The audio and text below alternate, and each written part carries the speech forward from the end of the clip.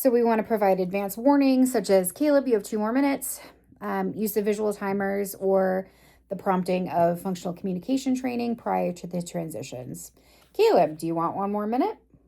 Just for example. Task difficulty, we want to ensure tasks are within Caleb's skill level.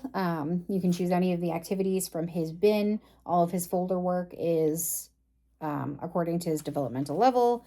And he has an activity schedule where he can choose between activities you've pre-chosen for him to do for like different work breaks.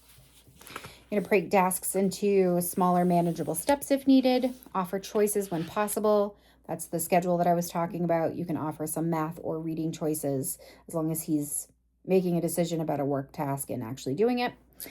The environment, we want to minimize distractions during his work tasks. If you see he's distracted, you can move him to a work cubby.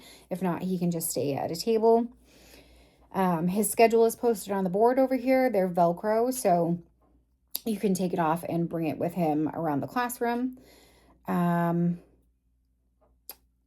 We want to talk about behaviors when he's not following directions. So after you've given him the initial minute, if he's not following the direction, you want to carry out planned ignoring. So for Caleb, that typically looks like him covering his face or putting his head down, stuff like that. We're just going to ignore it. And then you're going to provide a prompt hierarchy. So if he does not initiate within the first 60 seconds, you're going to prompt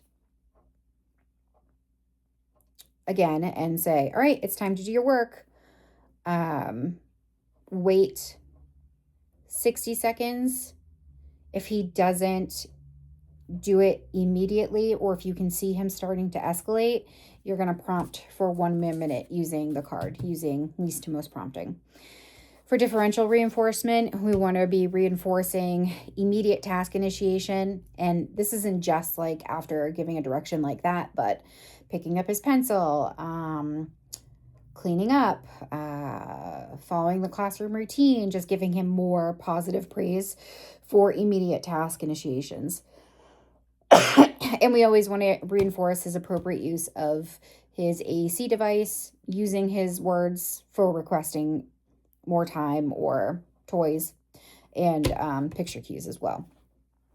So if he's not following the direction, we do not want to provide escape following noncompliance unless he's using a request, which is either verbal or physical.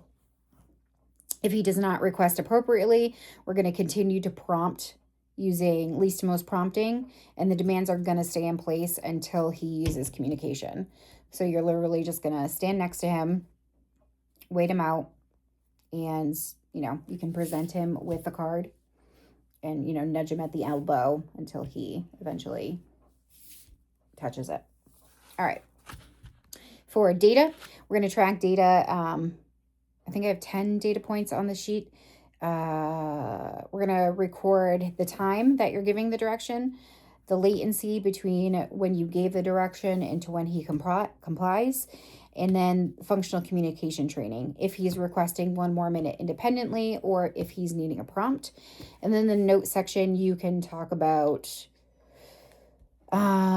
if he said it verbally, if he needed his AAC device, or if he used a picture cue. You can also talk about the level of prompting needed, whether you had to do a full physical or if he just did it independently, which is great. All right. Pause.